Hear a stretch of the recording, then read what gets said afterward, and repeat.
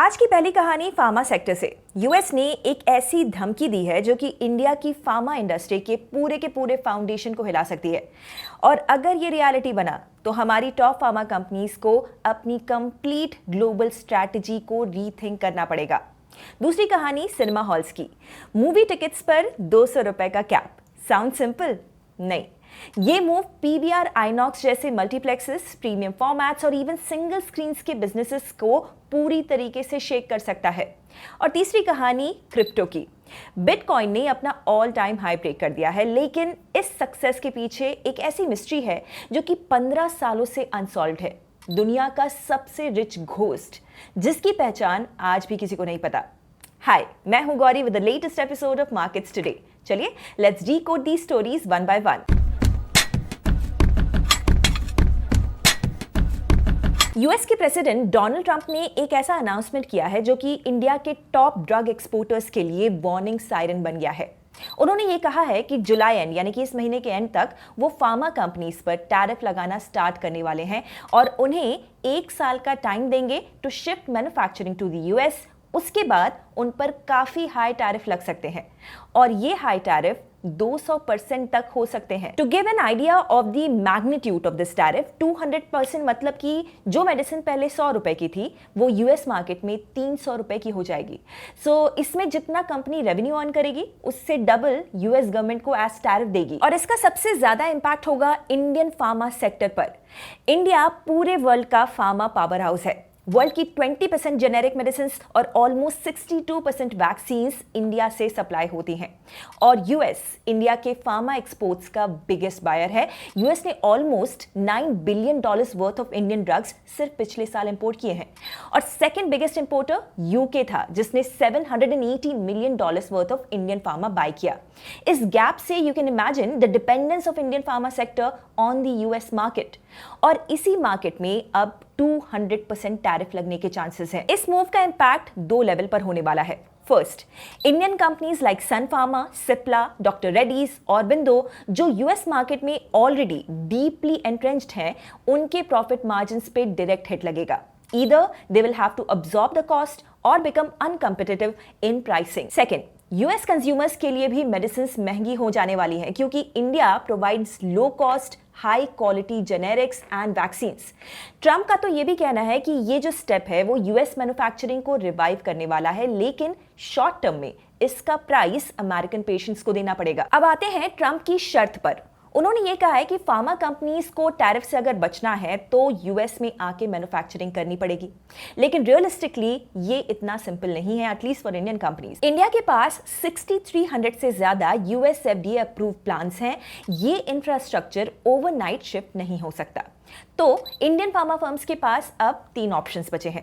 पहला, prices lower करके compete करो, जिसका मतलब होगा profit dent. Second, market diversify करो। Latin America, Africa, South East Asia में इंडियन फार्मा ऑलरेडी एक्सपैंड कर रहा है। थर्ड, लॉबी और डिप्लोमेसी करो ताकि ये टैरिफ्स या तो डिले हो जाएं या फिर डाइल्यूट। बट इस अनसर्टेनिटी के चलते फार्मा स्टॉक्स ऑलरेडी रिएक्ट कर चुके हैं। अनाउंसमेंट के बाद ही फार्मा इंडेक्स ने वेंसडे को डिप लिया। सो हाँ, इस बार मेडिसिन का डोज थोड़ा सा स्ट्रांग है और बिटर भी। इंडिया के लिए ये एक वेकअप कॉल हो सकता है to relook its global pharma strategy. दूसरी स्टोरी एक ऐसे रूल के बारे में है जो कि मूवी देखने वालों को तो हैप्पी कर सकता है, लेकिन मल्टीप्लेक्स ओनर्स को शायद थोड़ा टेंशन दे सकता है। सो कर्नाटका गवर्नमेंट ने एक ड्राफ्ट रूल प्रपोज किया है जिसमें हर मूवी टिकट का मैक्सिमम प्राइस 200 रुपीज फिक्स हो जाएगा। यस, 200 रुपए ही होगा, चाहे वो मल्टीप्लेक्स हो या सिंगल स्क्रीन, हिंदी फिल्म हो या फिर हॉलीवुड ब्लॉकबस्टर, आईमैक्स हो या फिर 4DX, सब एक ही रेट पे। ये बात पहली बार मार्च के बजट में अनाउंस हुई थी, लेकिन अब इसका एक्चुअल ड्राफ्ट नोटिफिकेशन पब्लिक के सामने आ गया है।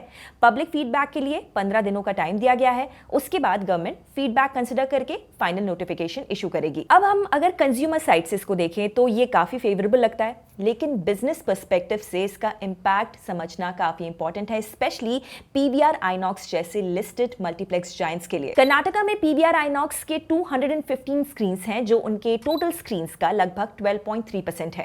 कर्नाटका में एवरेज टिकट प्राइस पहले 260 रुपीज था, तो स्ट्रेट 30% का रेवेन्यू कट हो सकता है यहाँ पर। एनालिस्ट्स के हिसाब से पीवीआर आइनॉक्स के ओवरऑल हेडलाइन रेवेन्यू पे इसका 2% तक का हिट हो सकता है। सबसे ज्यादा इंपैक्ट होगा प्रीमियम फॉर्मेट्स पे, जहां पर वीकेंड पे 600 से 1000 रुपए तक टिकट्स बिकते हैं। IMAX 4DX जैसे फॉर्मेट्स में तो केपेक्स भी काफी ज्यादा होता है।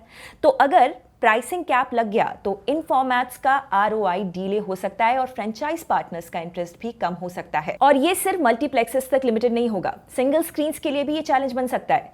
जब सेम प्राइस पे रिक्लाइनर और लग्जरी फॉर्मेट मिलेगा तो ऑब्वियस है लोग मल्टीप्लेक्स को चूज करेंगे और सिंगल स्क्रीन्स और प्रेशर में आ जाएंगे।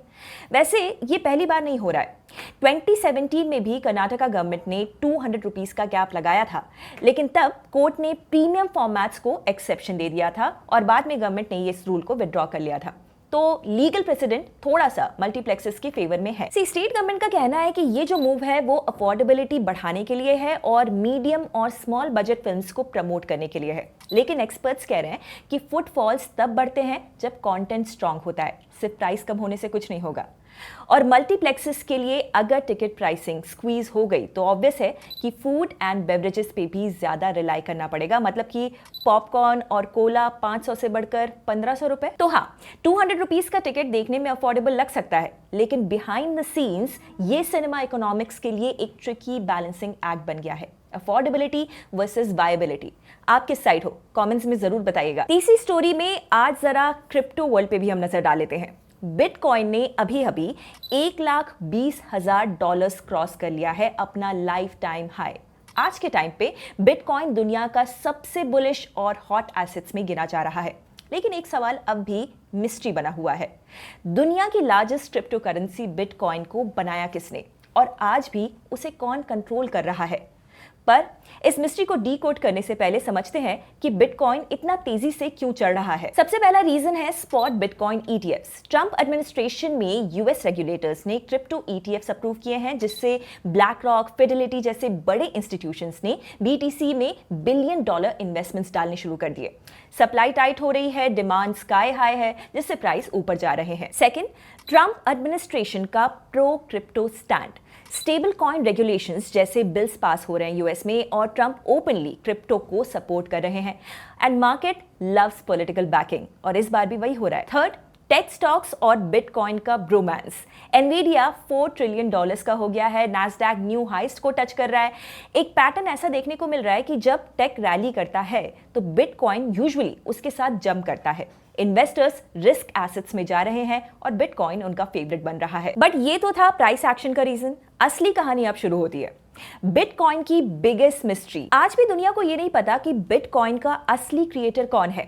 बिटकॉइन के क्रिएटर का नाम आई थिंक सबको पता है, Satoshi Nakamoto. But who is he?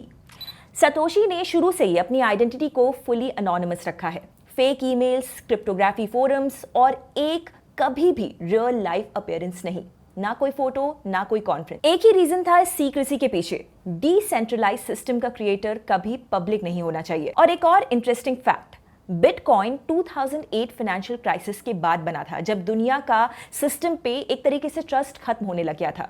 Satoshi ने एक ऐसा सिस्टम बनाया जो इंसान पे नहीं, टेक्नोलॉजी पे ट्रस्ट करे।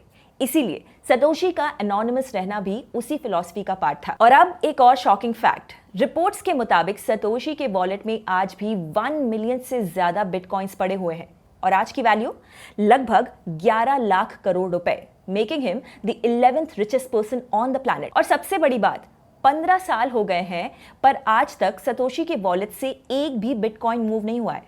अगर कभी भी मूव होता तो शायद थोड़ा सा क्लू मिलता कि सतोशी कौन है। पिछले कुछ सालों में कई नाम स्पेकुलेट जरूर हुए जो कि सतोशी हो सकते थे, जैसे कि क्रिप्टोग्राफर निक ज़ाबो, बिटकॉइन के पहले यूजर हैल फिनी।